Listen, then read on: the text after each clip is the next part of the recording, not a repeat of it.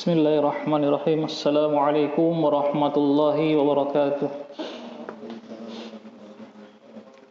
Innal hamdalillah nahmaduhu wa nasta'inuhu wa nastaghfiruh wa na'udzu billahi min shururi anfusina wa min sayyiati a'malina.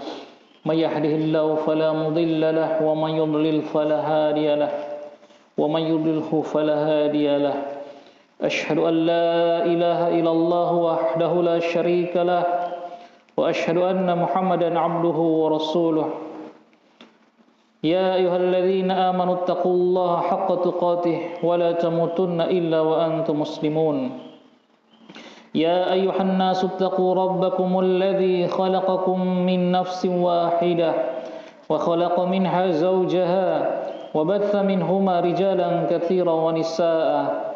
Wattaqullaha alladzi tasaaluna bihi wal arham innallaha kana 'alaikum raqiba. Ya ayyuhalladzina amanu taqullaha wa qulu qawlan sadida yuslih lakum a'malakum wa yaghfir lakum dhunubakum wa may yuti'illaha wa rasulahu faqad faza fawzan 'azima. Amma ba'du, fa inna asdaqal hadithi kitabullah wa khairal hadyi hadyu Muhammadin sallallahu alaihi wasallam wa syarrul umuri muhdatsatuha wa kullu muhdatsatin bid'ah wa kullu bid'atin dhalalah wa kullu dhalalatin finnar. Ayuhal ikhwah wal akhwat rahimani wa rahimakumullah. Alhamdulillah, kita bersyukur pada Allah Subhanahu wa taala yang terus menerus memberikan nikmat kepada kita, nikmat hidayah yang paling besar, hidayatul iman, hidayatul Islam, hidayatul sunnah. Dan Allah juga berikan kepada kita kesempatan, kesehatan, waktu luang untuk bisa berkumpul di sini dalam rangka kita sama-sama beribadah kepada Allah Subhanahu wa taala, menuntut ilmu syar'i, tafaqquh fid din, yang insyaallah ini merupakan tanda Allah Subhanahu wa taala menginginkan kebaikan bagi seseorang. Nabi sallallahu alaihi wasallam bersabda, "May yuridillahu bihi khairan yufaqihu fid din." Barang siapa yang Allah menginginkan kebaikan bagi dirinya, maka Allah akan jadikan dia faham dalam masalah agama. Dan untuk memahami masalah agama tidak ada jalan lain kecuali dengan at-ta'allum, mempelajari, menghadiri majelis ilmu, duduk serius, meluangkan waktu untuk belajar agama. Nabi sallallahu alaihi wasallam bersabda, "Innamal ilmu bit-ta'allum." Ilmu agama itu hanya bisa didapatkan dengan kita belajar. Dan alhamdulillah Allah telah mudahkan kita, memudahkan waktu kita, kesehatan, meringankan langkah-langkah kaki kita untuk bisa berkumpul di tempat ini. InsyaAllah kita akan lanjutkan pelajaran fikih Al-Wajiz fi Fiqhi Sunnati wal Kitabil Aziz yang ditulis oleh Syekh Dr. Abdul Azim Al-Badawi rahimahullahu ta'ala. Nah, kita masih pada bab solatut tatawwu, macam-macam solat sunnah atau beberapa solat sunnah yang disyariatkan. Kemarin sudah kita bahas beberapa bentuk solat sunnah, macam-macam solat sunnah. Yang pertama itu adalah kemarin sudah dibahas solat sunnah rawatib, solat sunnah rawatib, solat-solat sunnah yang mengiringi solat wajib, atau kita kenal dengan solat qabliyah atau solat ba'diyah, yang jumlahnya ada 12. Itu yang sangat ditekankan, yang solat sunnah rawatib yang muakkadah yang sangat ditekankan adalah ada 12 rakaat, 2 rakaat sebelum subuh, 4 rakaat sebelum zuhur, 2 rakaat sesudah zuhur, 2 rakaat sesudah maghrib, dan 2 rakaat sesudah isya. Naam. Kemudian juga sudah disebutkan kemarin tentang salat witir. Nah, ini juga termasuk salat yang sangat ditekankan. salat witir, yang mana paling sedikitnya jumlah rakaat salat witir adalah 1 rakaat. Kemudian ya disebutkan di sini oleh Syekh yang paling banyaknya adalah 9 rakaat dengan tata cara yang sudah kita sebutkan, kita bacakan pada pertemuan yang lalu. Nah, sekarang kita akan masuk pada salat sunnah yang berikut. Salat tatawwu yang berikut adalah qala al-musannifu rahimahullahu taala qiyamul lail, qiyamul lail, salat malam. Penulis mengatakan qiyamul laili sunnatun mustahabbatun. Salat malam adalah salat sunnah yang mustahabbah, yang disukai, yang dicintai, yang disunahkan.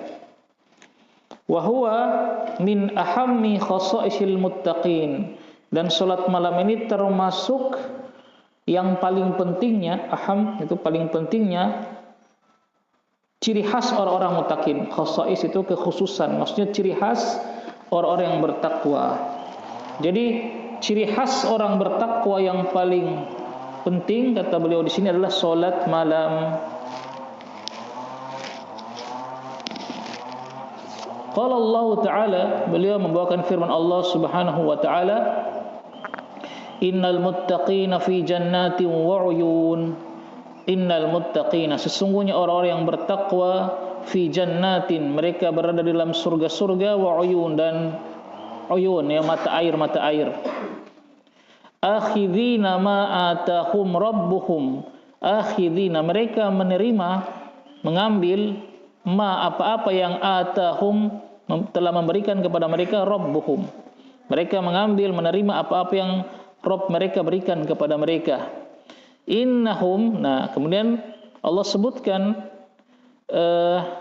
ciri-ciri orang muttaqin ini yang akan berada dalam surga dan mata air yang mereka menerima kenikmatan yang diberikan oleh Rabb mereka.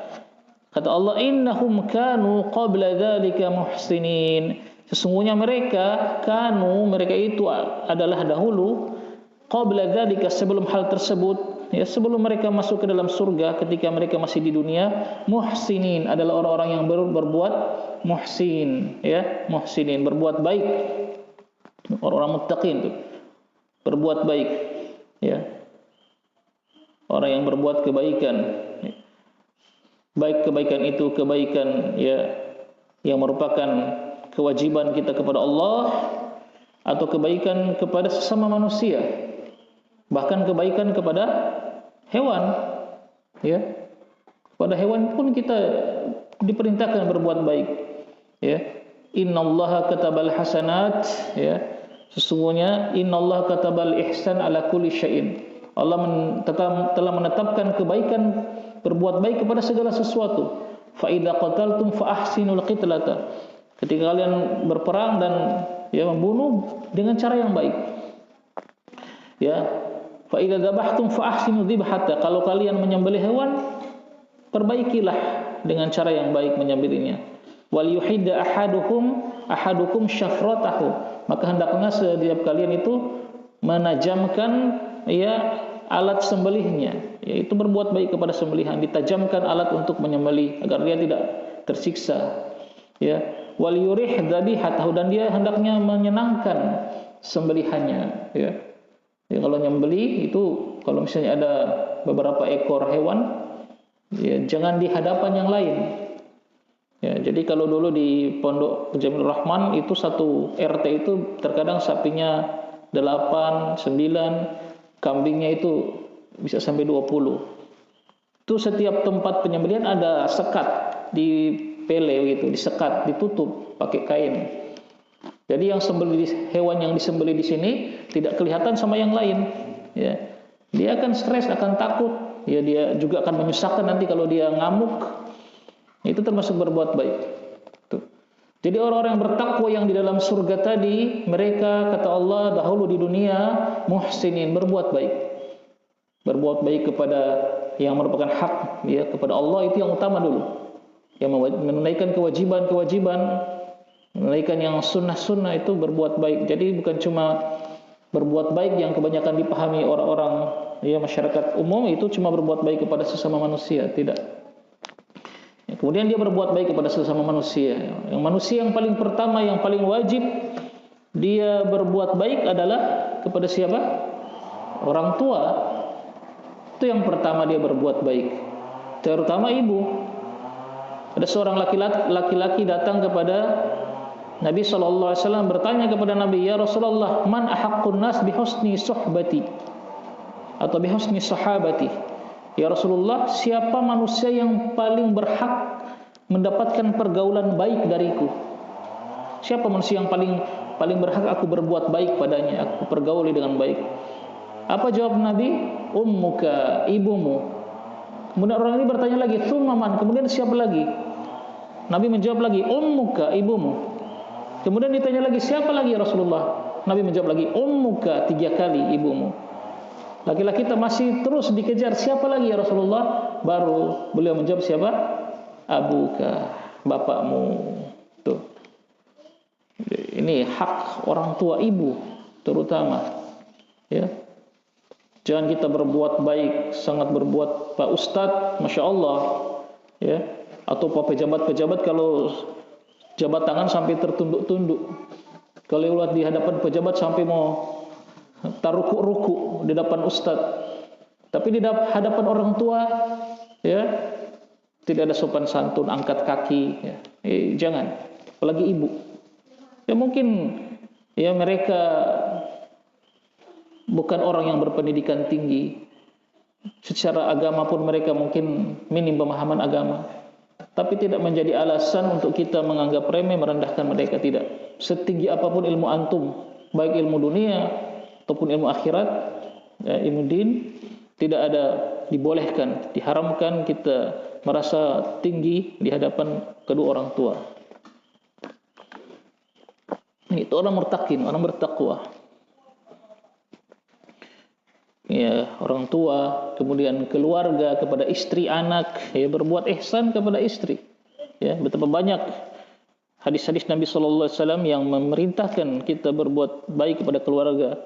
Bahkan Allah Subhanahu wa taala berfirman dalam Al-Qur'an, "Wa ashiruhunna bil ma'ruf," dan pergaulah hunna, istri-istri mereka, pergaulah mereka, istri-istri kalian itu dengan baik. Kemudian anak-anak, ya, terus melebar ke tetangga, masyarakat, berbuat baik kepada pemerintah, ya. Meskipun mereka zalim, dengan cara mendoakan mereka, berdakwah kepada mereka kalau mampu, tidak mencela-cela mereka di hadapan khalayak ramai. Itu berbuat baik, Masya Allah Islam itu. Bahkan berbuat baik kepada hewan, ya. Sudah ma'ruf, sudah sering kita dengar bagaimana ada seorang wanita yang, ya, dari Bani Israel yang masih diampuni dosa zinanya. Dia pezina, ya, diampuni hanya karena dia memberi minum seekor anjing yang kehausan. Para ulama menjelaskan memang mungkin amalannya itu dianggap biasa, hanya sekedar memberi minum seekor anjing, berbuat ihsan kepada hewan. Tapi keikhlasannya yang dilihat oleh Allah Subhanahu wa taala. Dia menolong anjing tersebut, tidak ada yang lihat. Nabi meriwayatkan hadis ini karena mendapatkan wahyu dari Allah. Makanya Nabi tahu. Kalau tidak begitu, ya tidak ada yang lihat. Cuma ada anjing itu dan wanita itu di tengah-tengah padang pasir, di sekitar sumur itu. Dia turun, menggenggam salah satu tangannya, sepatunya atau tempat air, satu turun ke. Yang ini berat. Bahkan laki-laki pun mungkin berat. Ya. Terus dia naik kasih minum anjingnya itu. Anjingnya tidak mungkin juga mengucapkan terima kasih, ya. Itu keikhlasannya, tidak ada yang lihat berbuat baik kepada sesuatu yang dianggap remeh oleh manusia. Nah, itu. Jadi keikhlasan Ibnu Qayyim menjelaskan yang dinilai oleh Allah adalah keikhlasan wanita itu, bukan hanya sekedar, ya, memberi minum anjing itu. Jadi tidak boleh kita seorang sekarang berprinsip nanti berzina kasih minum anjing, ya, atau kucing atau ayam. Tidak seperti itu, tapi ya, ikhlas. Ya, innallaha la yanzuru ila suwarikum wa amwalikum walakin yanzuru ila qulubikum, ya, wa a'malikum. Atau kama qala. Kata Nabi, Allah tidak melihat kepada bentuk rupa kalian dan harta kalian, tapi melihat kepada hati kalian dan amal kalian. Amal soleh dan keikhlasan yang Allah lihat. Gitu. Ini ciri pertama mereka, ya, orang-orang bertakwa berbuat baik kepada semuanya. Bahkan kepada musuh pun, orang kafir atau ahlul bid'ah, kita berbuat baik. Bagaimana? Ya dengan kita berdakwah kepada mereka. Kan bukankah itu kebaikan apa yang lebih baik, ya? Wa man ahsanu qawlan mimman da'a ila Allah. Siapakah yang paling baik perkataannya daripada berdakwah untuk menuju kepada Allah?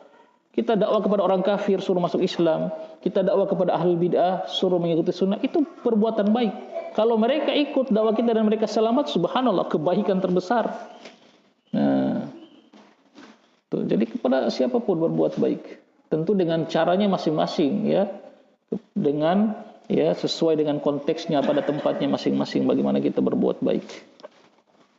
Kemudian ciri mereka berikut Allah katakan kanu, ya, mana? Kanu qalilan minal laili ma yahja'un, dan mereka dahulu itu sangat sedikit, qalilan minal laili, pada malam hari, ma yahja'un, mereka tidur. Sedikit tidurnya, ya, sedikit tidurnya. Ya. Sedikit tidurnya itu bukan bergadang, ya, hal yang tidak bermanfaat. Mereka qiyamul lail, mereka salat malam, ya. Masih di ayat berikut Allah mengatakan wabil asharihum yastaghfirun, pada ketika waktu sahur mereka itu istighfar, ya, ketika mereka salat malam mendekati sampai waktu sahur, ya, mereka istighfar kepada Allah Subhanahu wa taala. Wa fi amwalihim, dan di dalam harta mereka hakun, ada hak, lisail wal mahrum, yang mereka berikan, sisihkan kepada alisail, kepada orang-orang yang meminta-minta, wal mahrum, dan kepada orang-orang yang menjaga diri dari meminta-minta. Orang miskin juga, tapi mereka enggak mau meminta. Mereka tetap sediakan. Karena orang fakir miskin itu ada dua tipe. Yang satu memang dia terang-terangan meminta, jadi kita berikan. Ada yang kedua, dia menjaga diri. Dia enggak meminta-minta, dia menjaga diri daripada meminta-minta. Dia tidak ingin merendahkan, ya, dirinya di hadapan manusia, tapi dia memang butuh sebenarnya. Nah, ini juga yang kita perhatikan, ya. Kita perhatikan ini, ada terutama teman-teman kita yang ikhwan-ikhwan yang sudah belajar, banyak yang mungkin fakir, tapi mereka karena sudah belajar sunnah, mereka tidak mau meminta-minta. Padahal mereka butuh, mereka terkadang susah, mereka tidak mengeluh kepada gitu. Kita harus peka. Di antum yang diberikan kelebihan harta, lihat teman kita mungkin ada keluarganya sakit, ya, keluarganya sakit atau dia butuh bantuan, ya, mungkin dia tidak meminta kepada kita, dia hanya mengeluh kepada Allah. Tapi kita harus tahu, ini fulan ini kasihan dia, ya, sudah 3 hari nih nak dapat dia bawa bentor misalnya. Jangan-jangan sakit ini, ya, kasihan kalau tidak bawa bentor 3 hari, makan apa dia, ya. Nah, kita peka gitu loh, bertanya mana fulan ini, kenapa enggak kelihatan, udah sakit, ya, jenguk, minimal jenguk, didoakan. Itu sa'il yang mahrum, tidak meminta-minta. Kata Allah tentang orang-orang seperti ini, yahsabuhumul jahilu aghniya'a minat ta'affuf, kata Allah. Orang-orang yang tidak tahu menyangka mereka ini orang kaya. Kenapa? Minat ta'affuf, karena mereka menahan diri dari minta-minta. Ya, di fulan tuh kaya, dia nak pernah berutang ke sana kemari, jadi dianggap kaya. Itu di kampung dia itu kok biasa-biasa saja, ya. Tapi dia nak pernah kedengaran ada utang di mana-mana. Ini orang yang terkadang, ya, tiap hari naik mobil, tiap hari juga koperasi naik ke rumahnya. Itu minat ta'affuf. Ya, padahal mereka miskin, fuqara, tapi mereka menahan diri dari meminta-minta. Nah, seperti ini juga kita bantu. Kalau kita, terutama teman-teman kita saling yang sudah mengaji, harus peka. Itu muhsinin itu. Ya. Jadi bukan cuma hablu minallah, hubungan dengan manusia, hubungan dengan Allah, hablu minan nas, juga dengan manusia. Ya. Terutama teman-teman penuntut ilmu, ya, karena ya mereka akan gunakan, misalnya kita donasi kepada mereka, mereka bisa menyambung hidupnya dengan bantuan kita, ya. Kesehatan dan kekuatan mereka gunakan untuk beribadah kepada Allah. Itu paling utama. Makanya Syekh Utsaimin rahimahullah ta'ala mengatakan sedekah terbaik zaman sekarang adalah kepada para penuntut ilmu. Kalau ada dua orang fakir misalnya, satu fakir tapi ya biasa saja, bukan penuntut ilmu, biasanya juga mungkin dia banyak berbuat keharaman. Yang kedua fakir penuntut ilmu. Kalau kita mampu ya sudah bantu dua-dua kalau mampu. Tapi kalau dana kita hanya bisa dialokasikan ke satu saja, ya utama penuntut ilmu. Ya. Ini ada teman-teman kita ya, insya Allah akan berangkat ke Jogja 3 orang. Ya. Ini tanggal 27 ini, bulan ini akan ke Jamilur Rahman. Ya. Kalau yayasan tidak bisa, mungkin belum bisa karena juga yayasan terbatas untuk ya mengaku bertanggung jawab untuk membiayai belum. Tapi insya Allah tetap adalah yang secara bebas tidak terikat. Ya, antum kalau mampu ya sisihkan, bantu anak-anak mereka sesuai dengan kemampuan. Itu mau berangkat sendiri, tidak diantar orang tua karena memang tiketnya mahal. Ya, tapi insya Allah Allah mudahkan. Ya, saya juga sudah istri sudah hubungi pamannya di Jogja, siap untuk jemput nanti insya Allah.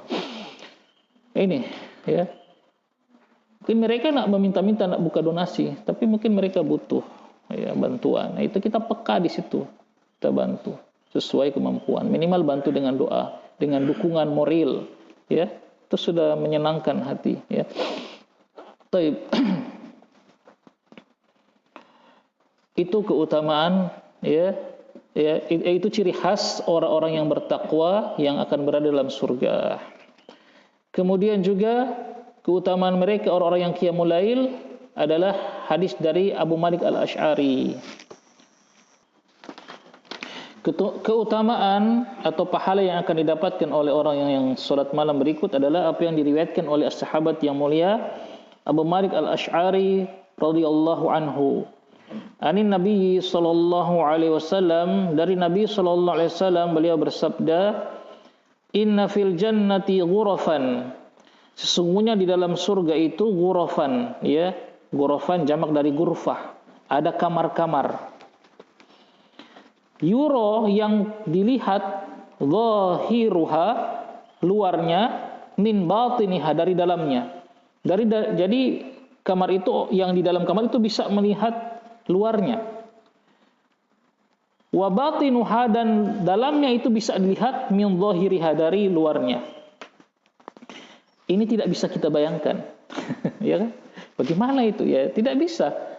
Karena kata para ulama semua nikmat yang ada di surga itu Allah jelaskan, Rasulullah jelaskan itu semua tidak sama dengan di bumi. Tidak bisa untuk membayangkan bagaimana itu kamar itu pemodelan. Cuman sama nama saja. Ya. Karena Nabi sallallahu alaihi wasallam bersabda yang maknanya Allah akan persiapkan di surga bagi orang yang beriman itu apa? Mala ainun ra'at, apa yang tidak pernah dilihat oleh mata. Jadi yang segitu enggak pernah antum lihat di bumi ini, enggak pernah. Kalau antum bisa bayangkan berarti itu bukan, ya, karena antum belum melihat. Ya. Wala ainun wala udhunun sami'at, dan tidak pernah didengar oleh telinga. Aduh subhanallah, bagaimana itu? Dan tidak pernah terbayang di hati manusia. Subhanallah. Tidak ada apa-apanya nikmat dunia ini, tidak ada apa-apanya. Kita mau bayangkan saja tidak bisa. Kata para ulama itu cuma sama nama, tapi hakikatnya tidak sama. Makanya hadis ini tidak bisa. Kalau ada orang yang Ustaz jelaskan bagaimana itu kamar kelihatan dari luar dan keluar, tidak bisa. Antum mau suruh jelaskan bagaimana? Itu nikmat surga, ada di surga. Kalau antum mau tahu bagaimana ya masuk surga dulu begitu. Ya, tidak bisa saya syarah ini bagaimana maksudnya. Ya. Intinya ini kenikmatan. Ya.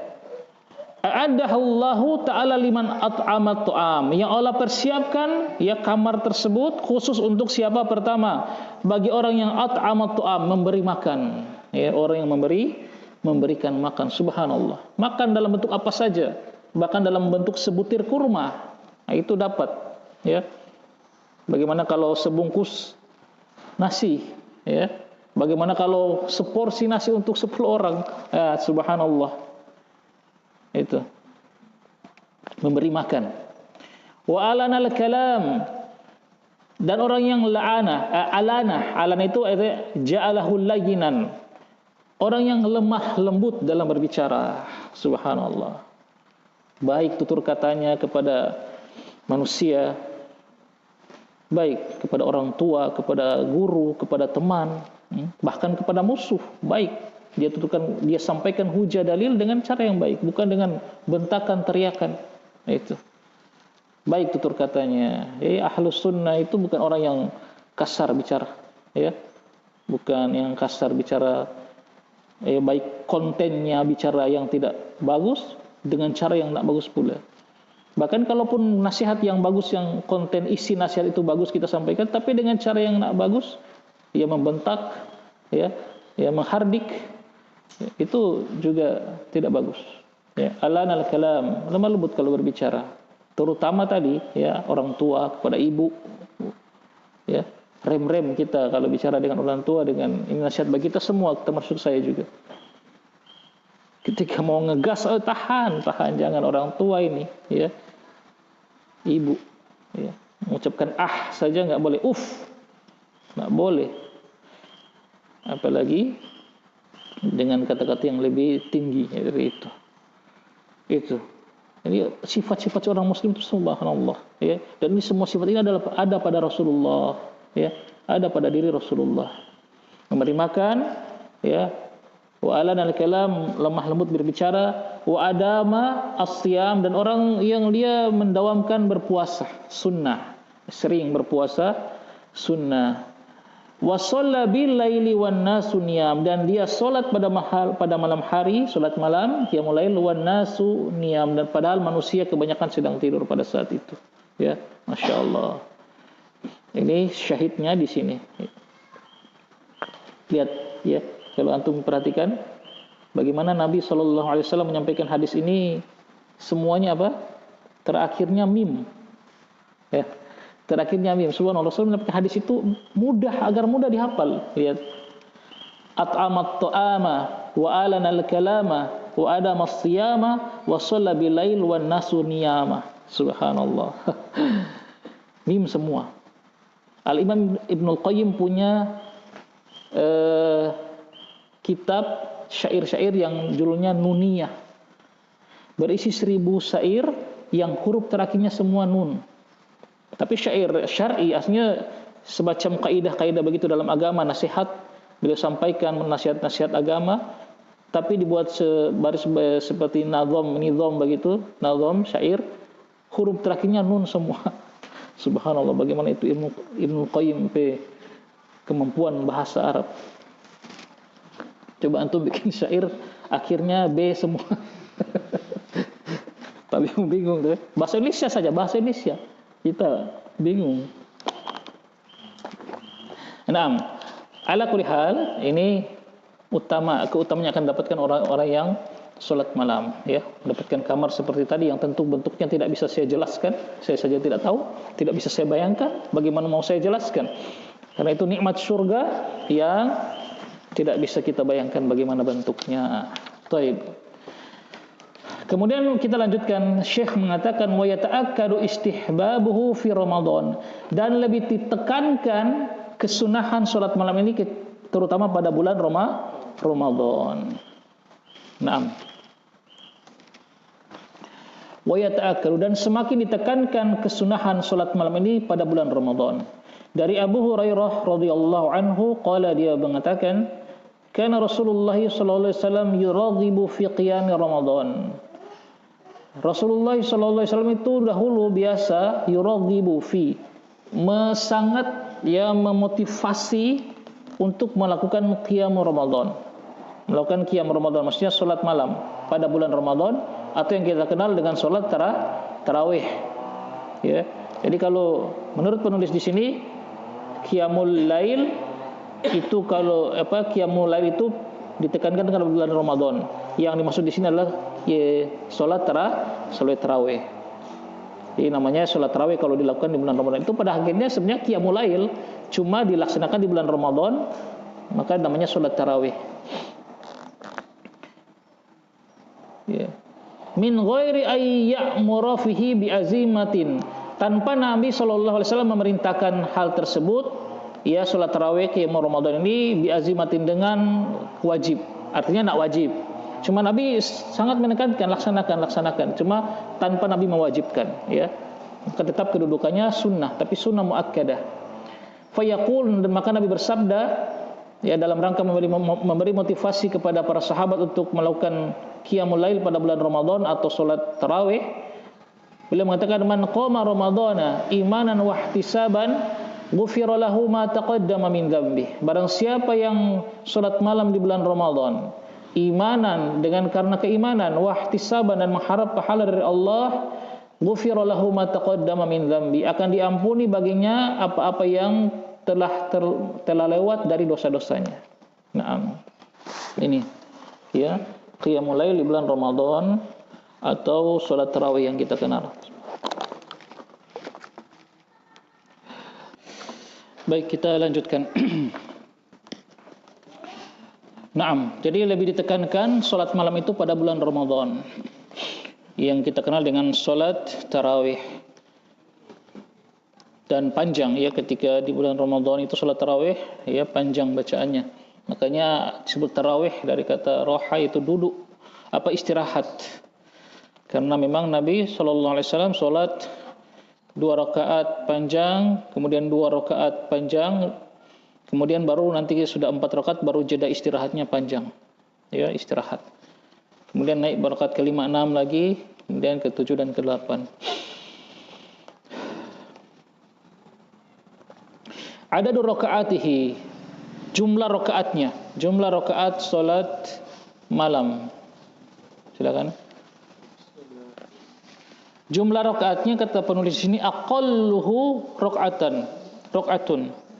Yang paling sedikit ya 1 rakaat. Berarti salat witir.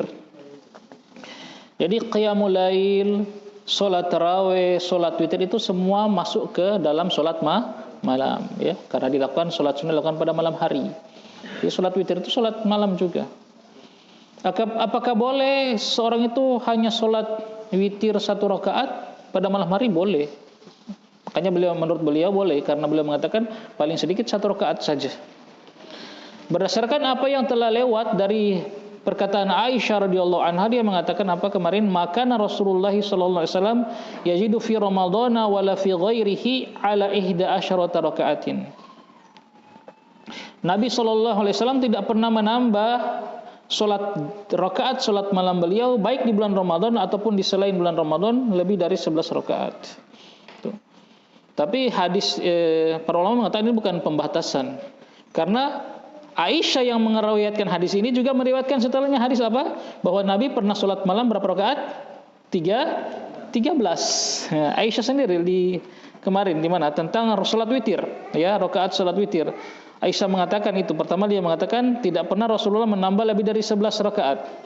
Kemudian beliau juga, Aisyah juga meriwayatkan, karena Rasulullah sallallahu alaihi wasallam yusolli minal laili 13 rakaat. Nabi pernah sholat malam 13 rakaat. Nah itu. Sehingga para ulama memahami hadis-hadis ini, mereka mengatakan ini bukan pembatasan. Tapi yang paling utama, yang paling banyak Nabi lakukan adalah 11 rakaat. Kalaupun kita mau menambah sholat malam lebih dari itu, sebagian ulama mengatakan itu boleh. Ya, boleh. Tapi kalau kita mau mencontoh, yang paling banyak dilakukan oleh beliau adalah 11 rakaat.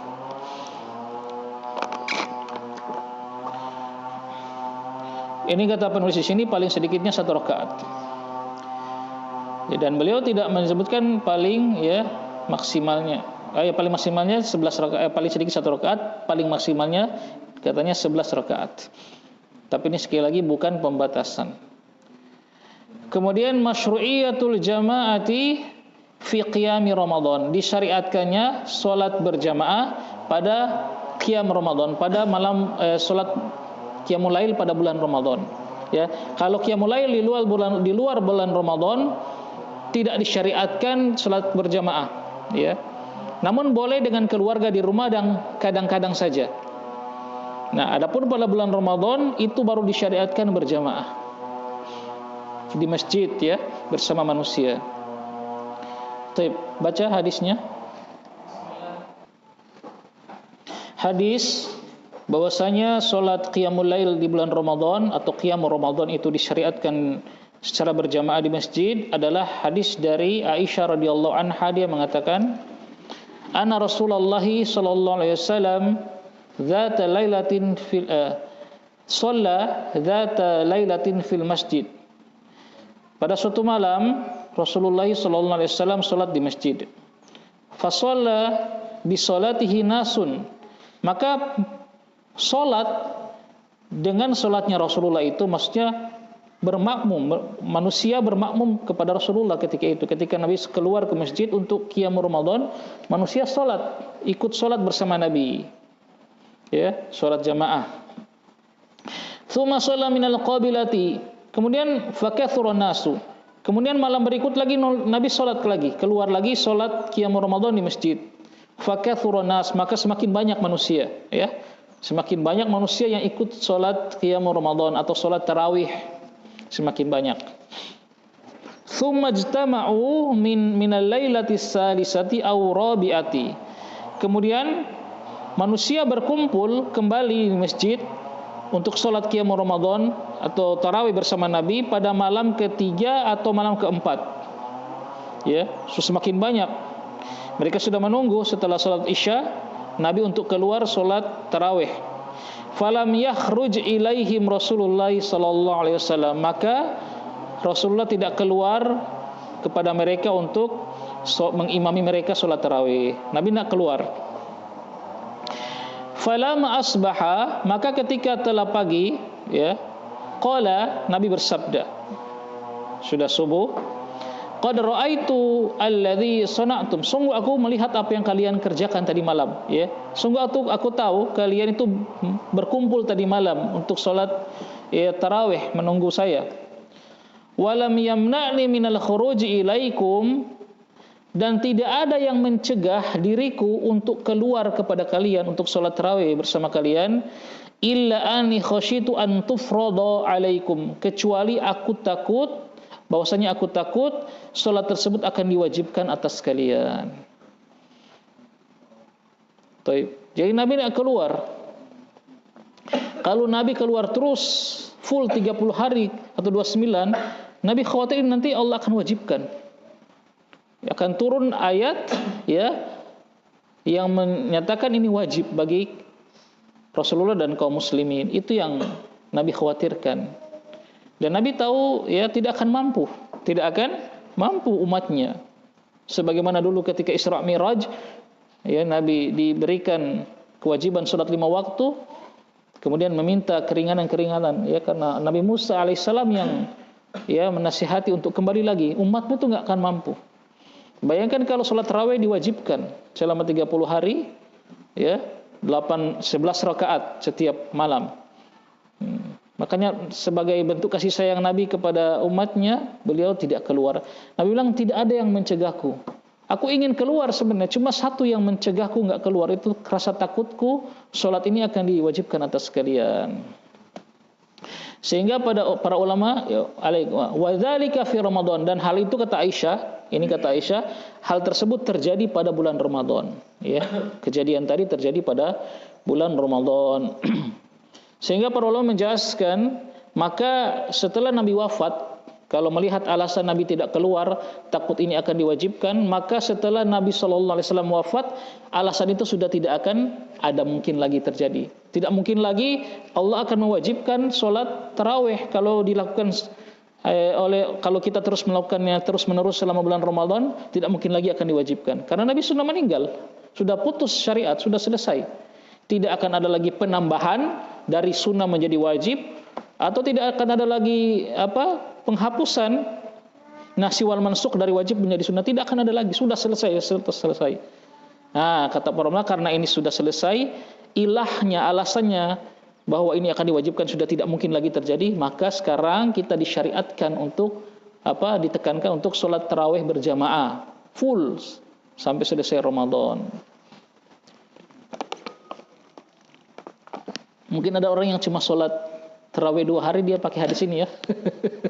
Nabi nak keluar hari ketiga dan keempat. Jadi saya cuma sholat tarawih berjamaah itu 2 hari. Nah, itu berarti belum belajar usul fikih.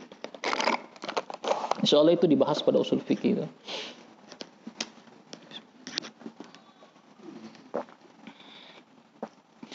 Itu terjadi di zaman Nabi. Kemudian di zaman Umar radhiyallahu anhu juga terjadi. Ya, Umar mengumpulkan manusia untuk sholat tarawih berjamaah di masjid di belakang satu imam. Baca. Kemudian terjadi di zaman Umar dari Abdurrahman bin Al-Qari an Abdurrahman bin Al-Qari, dia mengatakan kharajtu ma'a Umar bin Ibn Al-Khattab radhiyallahu anhu. Saya keluar bersama Umar bin Khattab radhiyallahu anhu lailatan fi Ramadan ilal masjid, pada suatu malam di bulan Ramadan menuju masjid. Fa idzan nas auza'a mutafarriqun, maka tiba-tiba mereka melihat, ya, Umar dan Abdurrahman bin Qari, manusia itu sholat auza'a. Auza'a itu terkelompok-kelompok, berkelompok-kelompok sholat malam, sholat tarawih, mutafarriquna, berpecah-pecah di dalam masjid. Yusalli rajulu li nafsihi, ada laki-laki yang sholat untuk dirinya sendiri, ya dia sholat sendiri. Wa yusalli rajulu fa yusalli bi salatihi rahtu, ada laki-laki yang sholat dan bersolat dengan bersama dia itu ada ar-rahtu, sekelompok orang. Ar-rahtu itu jumlah dari antara 3 sampai 9, enggak sampai 10. Itu ar-rahtu. Jadi dia sholat sendiri, ada yang sholat berjamaah, cuma berapa orang di belakangnya. Ya pokoknya terpecah-pecah. Faqala Umar, maka Umar berkata, inni ara law jama'tu haula'i ala qari'in wahidin lakana amsal. Sesungguhnya aku berpendapat, bagaimana seandainya aku mengumpulkan mereka itu semua di belakang seorang qari, seorang imam, satu orang wahid. Ya, jadi satu imam dan semua sholat di belakang bersama imam. Lakana amsal, maka itu lebih sesuai sunnah Nabi SAW. Amsal, lebih bagus.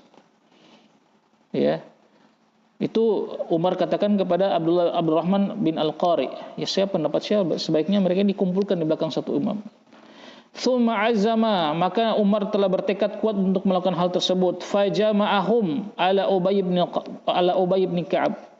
Maka Umar mengumpulkan mereka bermakmum di belakang Ubay bin Ka'ab, ya, sahabat yang termasuk qari Al-Qur'an, ya, qari, ya, karena qari, hafal Quran, bacaannya bagus, yang Nabi perintahkan, ya, ambillah Al-Qur'an dari 4 orang, salah satunya Ubay bin Ka'ab. Ini jadi lihat, yang paling utama membaca Al-Qur'an bukan Umar. Umar saat itu siapa? Khalifah. Dan Umar juga memimpin sholat. Bahkan beliau itu meninggal ketika sedang memimpin sholat subuh, ditikam oleh siapa? Pengecut. Siapa? Abdullah bin Saba. Al-Yahud, ditikam sedang memimpin sholat subuh. Umar khutbah, ya, tapi ini Umar kumpulkan di belakang sahabat yang memang, ya, dipuji oleh Nabi SAW terkait dengan bacaan Al-Qur'annya. Ya. Bagus, benar, sesuai dengan apa yang dibaca oleh Nabi. Maka Umar itu dalil diutamakan imam yang bagus bacaannya. Ada yang dia bukan ustadz tapi bacaannya bagus. Bagus ini berarti terpenuhi tahsin tajwidnya, bukan sekedar bagus nadanya. Ya, ustadz biasa-biasa saja. Ya, maka yang lebih dahulukan yang imam tadi, ya. Tidak harus ustadz, tidak harus pemimpin misalnya. Ini Ubay bin Ka'ab yang diangkat oleh Umar untuk memimpin sholat tarawih. Apalagi sholatnya panjang. Ya. Faqala Umar, itu jadi dikumpulkan, ya, di belakang Ubay bin Ka'ab. Tsumma kharajtu ma'ahu lailatan ukhra. Kemudian, ya, Abdurrahman bin Al-Qari ini, ya, juga mengatakan, kemudian aku keluar lagi pada malam yang lain, masih di bulan Ramadan, ya. Wan nasu yusalluna bi sholati qari'ihim, dan manusia sudah berkumpul dengan salat qari mereka, ya. Dulu imam itu qari. Qari itu ya hafidz Quran, memahami tafsirnya, itu qari. Bukan segala pembaca. Jadi dahulu kalau dikatakan kata Ibnu Abbas, kalau sahabat dahulu mengatakan hafiztu surat al-Ikhlas. Saya sudah hafal surat Al-Ikhlas. Artinya saya sudah hafal dan memahami tafsirnya. Bagaimana kalau mengatakan hafidzu surat Al-Baqarah? Itu baru akan disebut hafid atau qori, orang yang hafal, memahami maknanya dan tentu mengamalkannya. Kalau kita kan sekarang qori sekedar pembaca saja, ya, atau hafid saja, hafal saja. Makanya berkumpul di belakang qori mereka, maksudnya imam mereka. Kemudian Umar berkomentar, nah ini komentar ini yang dalilnya, ya, orang-orang yang mengatakan adanya bid'ah hasanah. Umar mengatakan ni'matul bid'atu hadhihi, sebaik-baik bid'ah ya ini. Sebaik-baik bid'ah ya ini. Wallati yanamuna anha, kata Umar, orang-orang yang tidur dari salat ini afdalu minallati yaqrauna yakumuna. Orang yang tidur yang tidak salat tarawih di awal malam ini itu lebih baik daripada orang yang melakukan sholat tarawih di awal malam berjamaah ini. Maksudnya, berarti lebih baik tidur dong. Ya, maksudnya apa? Yuridu akhiral lail. Mereka ingin sholat tarawih di akhir malam maksudnya. Jangan dulu titik di situ. Umar mengatakan yang tidur lebih baik. Ya, jadi nanti sholat tarawihnya diundur pada malam hari. Itu lebih baik. Ya, wa kana nas yaqumuna awalah, dan kata Abdurrahman bin Qari, manusia pada zaman itu biasa melaksanakan sholat tarawih di awal malam karena ini lebih meringankan. Tidak semua semangatnya seperti antum. Tidak semua semangat orang seperti antum ingin sholat di akhir malam. Ya, jadi jangan bikin misalnya, kecuali di pondok mungkin. Pondok, tapi kalau masjid ya umum jangan bikin peraturan. Ya malam ini bapak ibu ya tidak habis sholat isya kita tidak sholat tarawih. Sholat tarawihnya jamaahnya nanti jam 2 malam. Ya tidak semua semangat seperti antum. Jadi lihat, sayangilah manusia. Jangan buat mereka lari. Sudah sholat saja ba'da isya seperti kebiasaan. Kalau antum mau ya boleh antum undur. Antum bikin jamaah sendiri sholat qiyamul lail, ya. Tarawih di Ramadan pada akhir malam. Ya, tapi tidak melaksanakan tarawih di awal, ya, tidak boleh, ya. Ini sebagian ulama mengatakan bid'ah. Sebagian ulama mengatakan, termasuk Syekh Albani rahimahullah taala, ya, mengatakan dia sudah ikut berjamaah tarawih pada ba'da isya awal malam, terus dia bikin sholat tarawih lain jamaah pada malam 2 kali. Ini termasuk Syekh Albani mengatakan ini perbuatan bid'ah, ya. Ya pilih saja mau ikut yang awal malam atau yang akhir malam, seperti itu. Ya, saya tidak menghadiri yang awal malam, saya nanti hadir yang akhir malam. Tapi Syekh Albani menjelaskan kalau memang ingin melaksanakan sholat tarawih di akhir malam itu lebih baik sendiri-sendiri di rumah, ya, sendiri, agar ya, karena berkumpul lagi untuk tarawih yang kedua pada akhir malam itu belum mengatakan itu bid'ah. Tidak lakukan ke para sahabat. Mereka tidak kembali lagi ke masjid untuk sholat malam, ya, tarawih. Jadi laksanakan saja di rumah masing-masing, dan sebaik-baik petunjuk adalah petunjuk para salaf. Itu. Namun ada sebagian ulama yang mengatakannya boleh, tidak masalah. Ini khilaf bain ulama. Jangan sampai jadi sumber perpecahan, tidak masalah. Ya kalau antum nggak setuju yang 2 kali tarawih sampai malam berjamaah, tidak usah ikut, sudah kan begitu.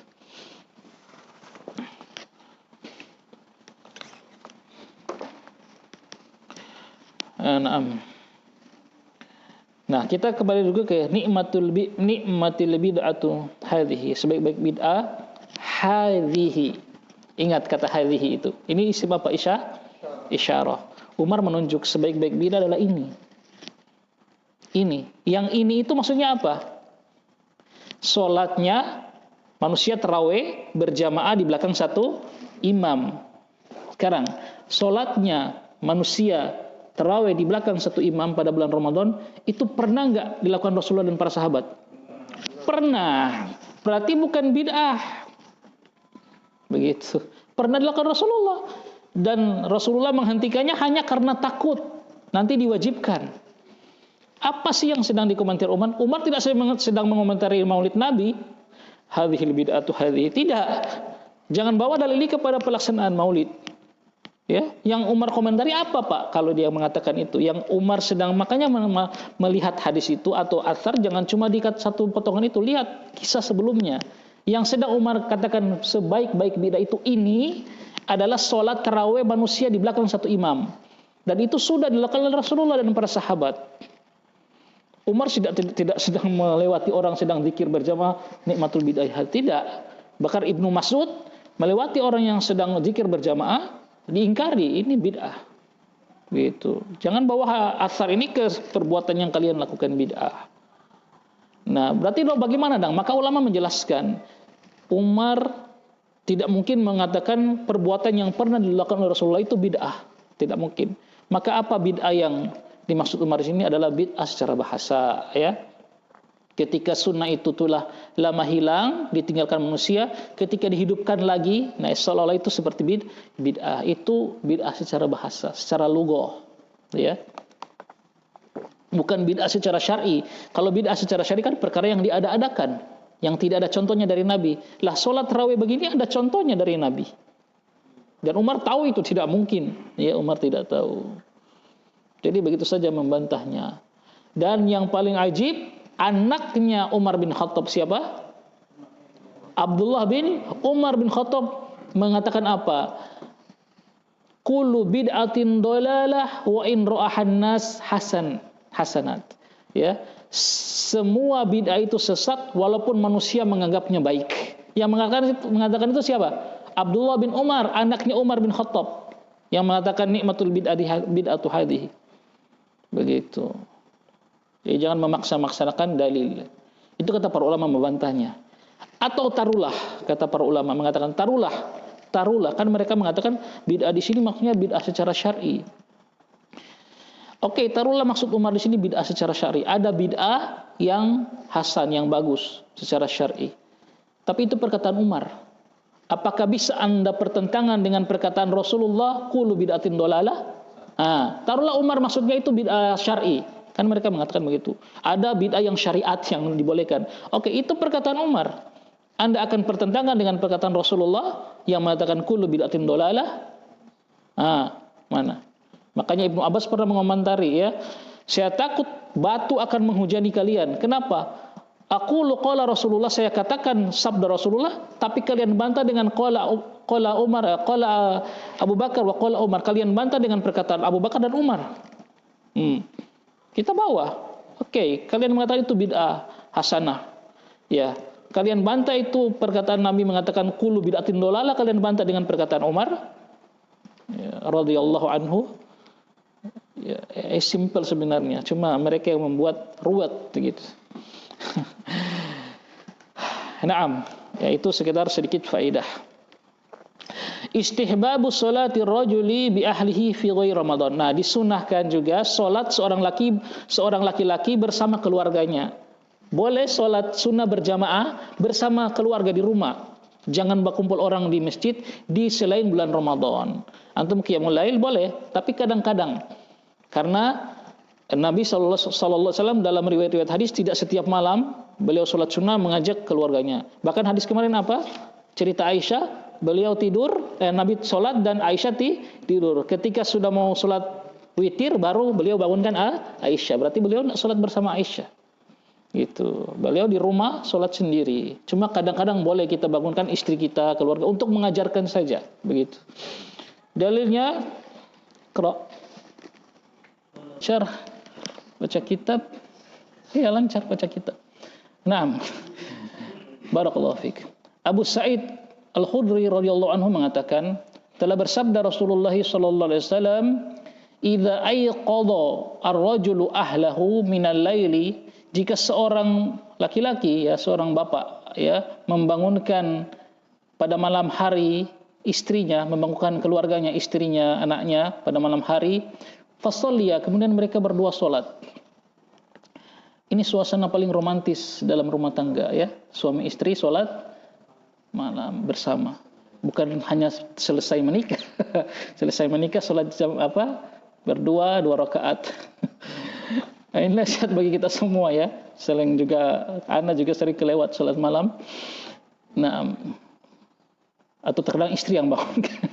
Istri yang bangunkan, tak putar, ya. Kemudian mereka sholat berdua, atau mereka berdua sholat 2 rakaat bersama-sama jamaah berdua. Apa pahala bagi mereka berdua? Kutiba, mereka berdua itu akan ditulis termasuk minadzakirin Allah katsiran, termasuk laki-laki yang banyak berzikir kepada Allah, wadzakirat, dan wanita yang banyak berzikir kepada Allah Subhanahu wa taala. Masya Allah, ya. Ini boleh. Tapi tidak didawamkan, tidak terus-menerus. Kalau kita mendawamkan nanti jatuh pada bid'ah. Ya, karena bid'ah itu ya mendawamkan perbuatan yang Nabi sallallahu alaihi wasallam tidak mendawamkannya tanpa ada alasan. Ya. Kalau tadi kan ada alasan, yang sholat Ramadan, Nabi tidak terus-menerus karena takut nanti akan diwajibkan. Itu. Kemudian qada'u qiyamil lail. Bolehkah qiyamul lail itu diganti kalau kita malam tidak sempat sholat malam terus diganti? Jawabannya boleh. Ada dalilnya dari Aisyah. Kemudian cara mengqada'nya dari Aisyah radhiyallahu anha, dia mengatakan biasanya Rasulullah sallallahu alaihi wasallam idza fatathu sholata minal lail, kalau Nabi terlewat salat malam, ya. Jadi Nabi juga manusia, ya, pernah juga terlewat tidak terbangun salat malam, tapi tidak sering, ya, enggak kayak kita, ya. Kalau Nabi terlewat salat malam, ya, karena sakit, ya. Jadi ada alasan kalau beliau sakit, atau ada alasan yang lain, ya. Kecapean, ya, karena beliau itu Masya Allah, beliau capek, ikhwan, ya, mengurus negara, mengurus musuh-musuh negara, ya, orang-orang kafir yang ingin menyerang, mengurus, ya, musuh-musuh dalam selimut, orang-orang munafik, ya, apalagi di akhir-akhir, ya, mereka Islam itu ketika di akhir-akhir beliau akan mendekati wafat, ya, Islam sudah jaya, banyak yang masuk Islam, datang utusan. Nabi bahkan pernah terlewatkan sholat ba'diyah zuhur karena banyaknya tamu, ya. Sehingga beliau mengqadha salat ba'diyah zuhur itu setelah asar, kemarin sudah kita bahas. Kenapa beliau? Karena banyak sekali tamu datang untuk masuk Islam, pulang, datang lagi, utusan-utusan, sibuk beliau, ya, mengurus, ya, mendakwakan. Jadi bukan cuma sibuk berdakwah, ceramah, tidak. Ya, menerima tamu, jihad. Terkadang beliau sakit atau kelelahan, nah itu terlewat salat malam.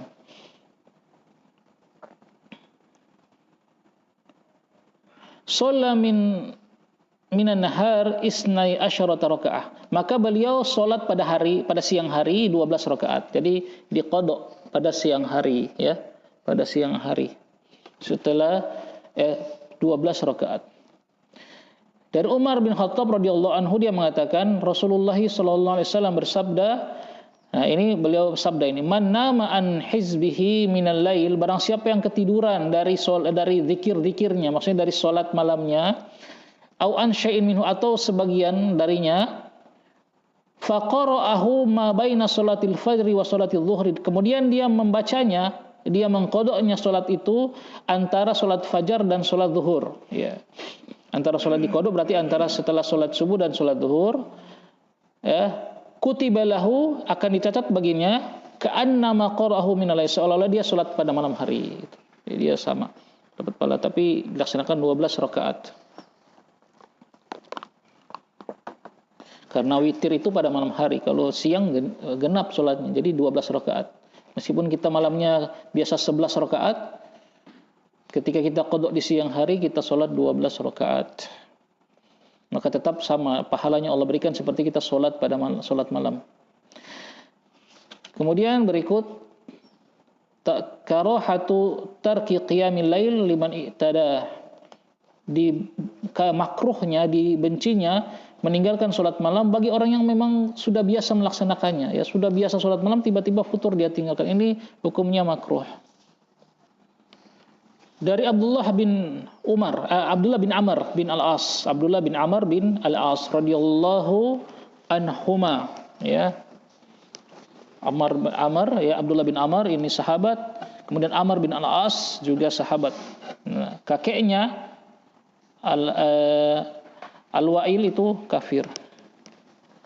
Abdullah bin Amr bin Al-As termasuk sahabat yang menulis hadis, ya. Beliau menulis hadis. Beliau tidak menghafal tapi menulis, ya.